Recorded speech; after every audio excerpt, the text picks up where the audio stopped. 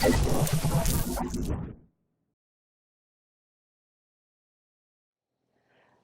is Lisa from Mobile Tech Review, and this is the Lenovo Smart Display. It's a Google Assistant. You know how they had the smart speakers? Speaking of, here's this. So with this guy here, $130, this is the Google Home.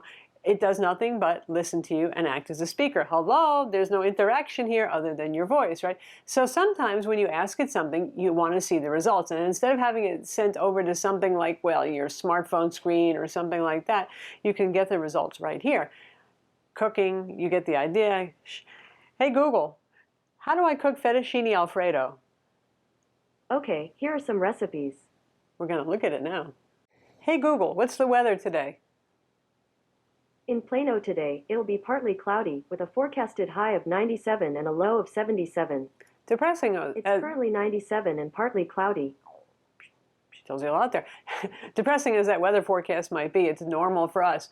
What isn't so depressing is the fact that these are relatively affordable. You know, for something with a display built in. There's two different sizes. There's the 8-inch and the 10-inch that we have. The 8-inch has a gray back. Ours obviously has a faux wood finish complete with the texturing. The 8-inch is $199 and the 10-inch is $249. For $50 more, well, you get 2 inches more of screen real estate.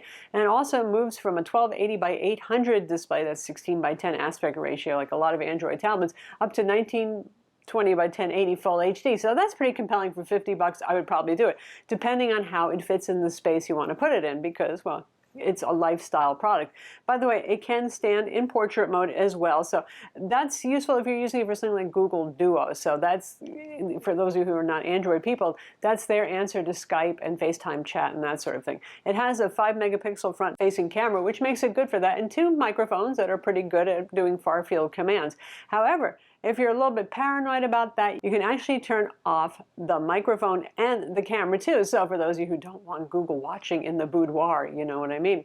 Yeah, of course, they're not supposed to be watching or listening until you, and recording what you're doing, saying until you say, hey Google, and then it sends whatever you ask it up to the cloud so it can be interpreted and sent back down. There's that. The front face is a nice big speaker, and that's the idea because these are also smart speakers like the existing products on the market without displays, all of them. Interesting that Lenovo was first to market, partnering with Google, and Google was not the first to come out with a display version. So you've got a 10-watt main speaker here and 2 tweeters as well, and it's enough sound to fill the room. It's pretty good. To me, it sounds just ever so slightly muddy. I'd like a little bit more clarity on it, but you know, I don't think you're going to be picking this instead of a Sonos or something like that. That really goes for the super hi-fi audio, but it's good enough to go play music.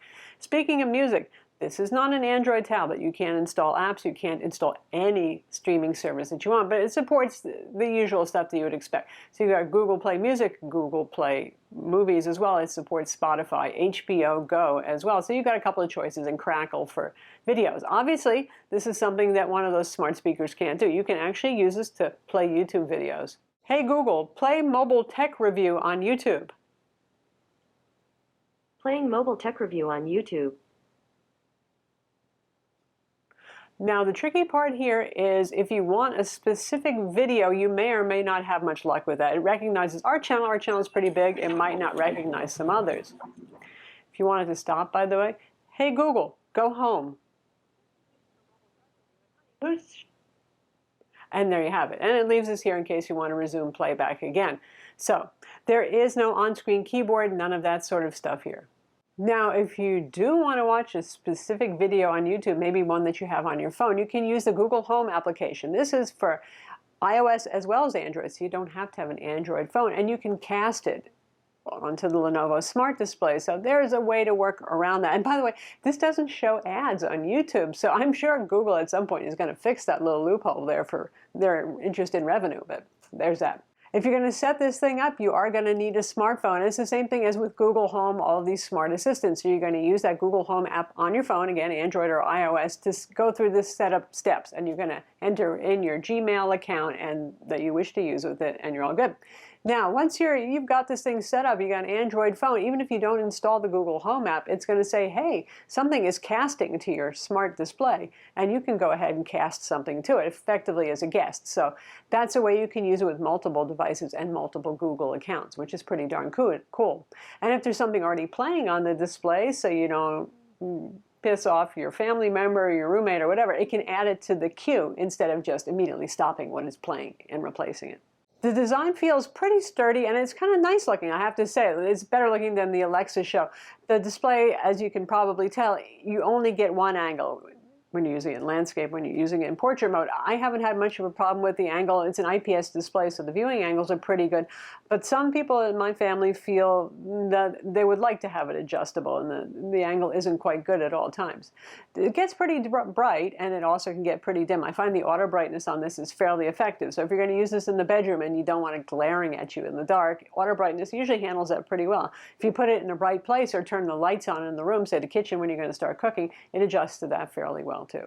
You can see the specs inside on screen right now, so it's sort of like, you know, your average Android phone or tablet in terms of the specs, only very little storage, because again, you're not putting any content on this. Everything that you're doing is going to be streaming, and you can't add apps to it. So supported integrations are Google Assistant, Google Photos, Google Duo, Chromecast, YouTube, Spotify, Nest, Philips Hue lighting, HBO Now, Google Play Movies, and music as well, and Crackle. Will there be more things in the future? I imagine so. This product is still kind of in its infancy, but it feels more finished than Amazon's Alexa Echo Show did when it was launched, which is the Amazon equivalent for something that actually has a display on it you can do things with, other than just talk and listen.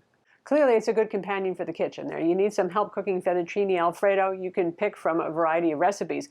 If you have a specific recipe in mind, say it's a video or something like that, then you might have to use the casting feature to send it over there. It's more about content discovery at this point in that way. Hey Google, how do I cook fettuccine Alfredo? Here are some recipes I found. Hey Google, next ingredient. The second ingredient is 12 ounces fettuccine. Hey Google, previous ingredient.